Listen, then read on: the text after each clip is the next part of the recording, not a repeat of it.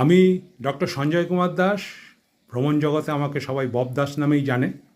তো ভ্রমণ পিপাসুদের জন্য একটা দুর্দান্ত খবর। আগামী 19শে জুলাই এই রবিবার অনুষ্ঠিত হতে চলেছে শর্ট ফিল্ম ফেস্টিভ্যাল ধামাকা।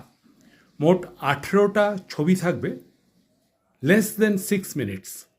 সুতরাং এই প্রত্যেকটা ছবি একদম বাছাই করে হয়েছে।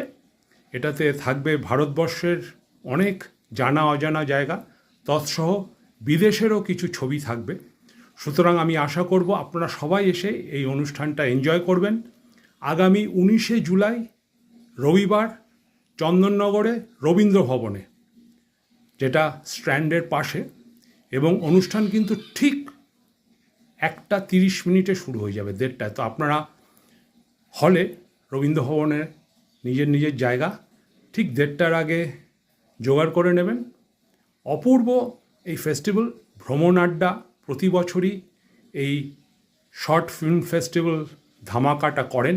এবার ওদের 19তম অনুষ্ঠান আগামী রবিবার 19শে জুলাই চন্দননগর রবীন্দ্র ভবনে। আমিও থাকবো, আপনারা আসুন, দেখা হবে।